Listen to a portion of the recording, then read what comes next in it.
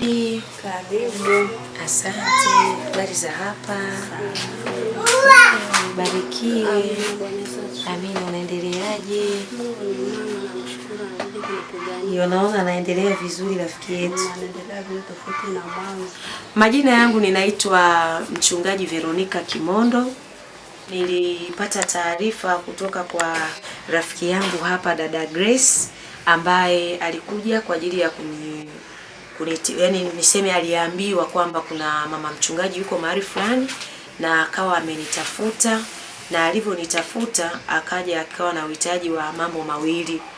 Nakumbuka ulivyokuja kwangu ulikuja kwa ajili ya mahitaji mawili. Uliniomba nikutafutie waandishi wa habari ili waweze kukusaidia kutokana na changamoto yako ambayo unaipitia ya kuugua na maradhi ambayo yanaendelea kukusumbua kwenye mwili wako.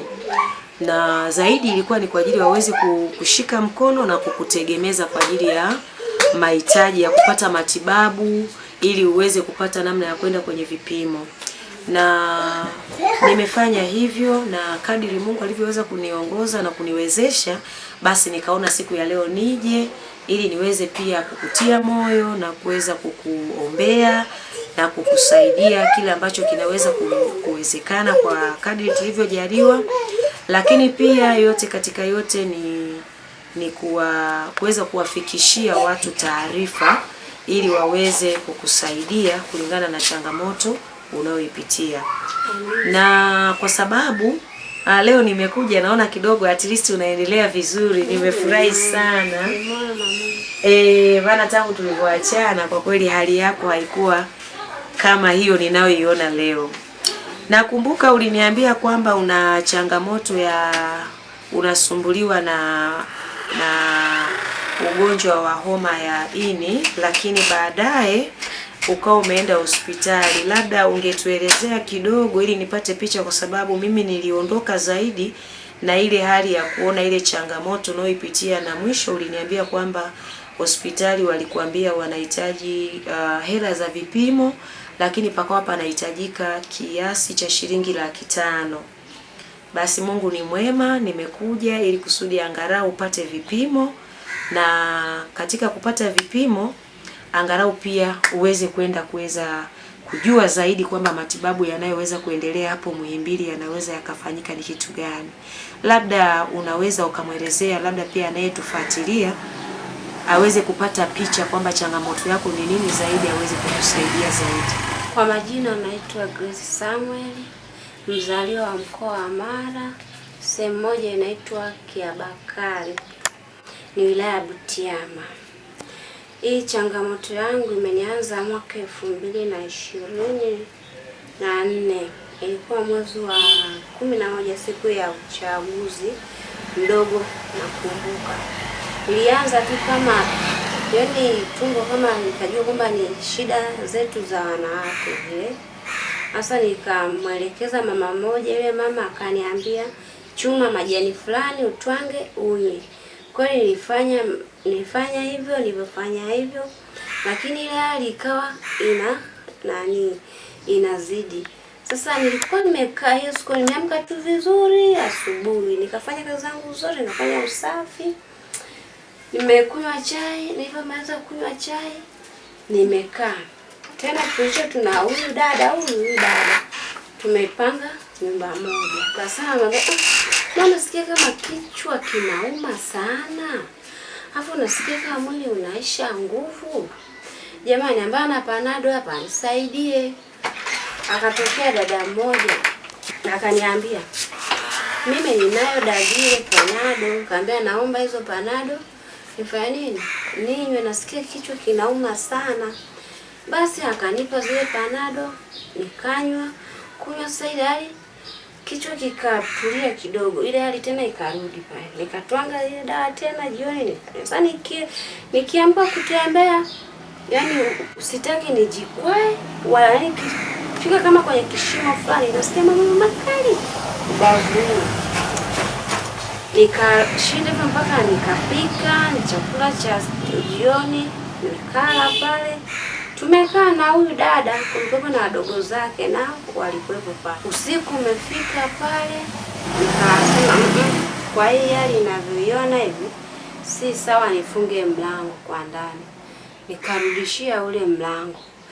Nikalala mpaka asubuhi. Yaani nikigeuka kwa maumivu makali. Yaani utazani kama kuna kidonda fulani. Sasa imefika saa 11 nijaribu kwamba kuamka nijiandae niende kazini. Nikashindwa. Mimi nikalala. Sasa huyu kawaida akiamka huwa anafunua pazia hivi. Akakuta pajafungwa na kufuli. Akanigongea, Dagire. Kaambia ingia. Kaambia kwani leo vipi? Leo kwa kweli sijisikii vizuri. Haujisikii vizuri, yani toka jana ile hali bado inaniumiza. Yaani hata kama nikienda kuinama, nikinyanyuka maumivu makali. Basi, akasema sasa ni chango gani hili? Hapana. Sasa baadaye ile hali ya chango tukakaa nalo mpaka jioni. Ile hali ya chango ikaisha. Ikaja hali tena nyingine tena. Yaani kwa kweli hiyo hali sitoisahau mpaka yani sasa ikafika usiku hapa utazani kuna kidonda, alafu mtu awe na kucha ndefu aende akapitishe mikono yake, napitisha maumivu makali. Yaani nikishika kama nani hivi, nashika na ng'ata mpaka yaani kama ni nusu saa, kama nilisali zima. Nikajiuliza hii ni shida gani? Basi mdogo wake huyu akaja akamuuliza, vipi Dagire ameamka? Leo Dagire imeshindikana. Nikapiga simu kwa dadangu ambao ni tumbo moja, namfuata mara ya pili. Nikamwambia dada, kwa kweli mimi naumwa. Na nikampigia babangu mdogo wake na baba. Nikampigia na kakaangu. Yaani sasa tumbo silielewi sasa. Basi dadangu ananiambia, kwa hiyo inakuwaje? Na dada, mimi hata sijui. Haujui? Ndio sijui, yaani tumbo ni tofauti sana. Basi ikafika nikaongea na daktari wangu yuko Muhimbili. Nikamwelekeza, akaniandikia dawa, nikamtuma mdogo wake na huyu. Yaani alipofika tu tumbo lile tena likaamka. Yaani linauma hilo tumbo. Litafanya hivyo baadaye ndio linakuja inapoa. Kakaangu akaniambia, kwa hiyo una nani hapo? Nikamwambia mimi sina mtu, lakini Sara wana mtihani. Siwezi nikamwambia. Kuna kakaangu mwingine tena aishakuja hapo nyumbani kwangu, nikampigia.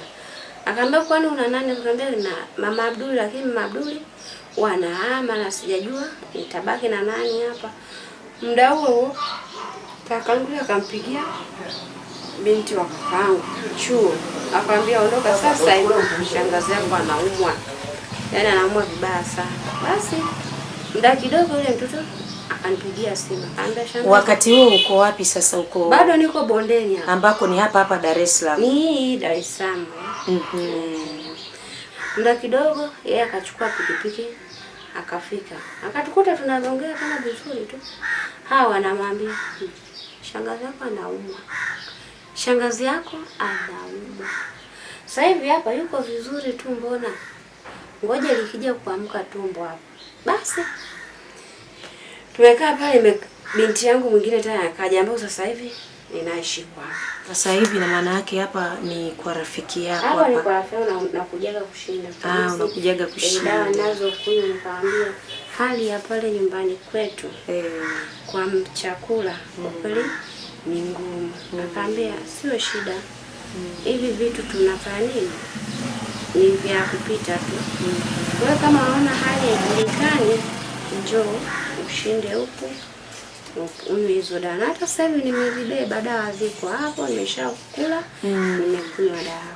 Mungu akubariki mama. Kwa hiyo kumbe ni rafiki yake tu ambaye umeamua kumstiri kwa kipindi hiki. Kipindi hiki ambacho anatumia dawa.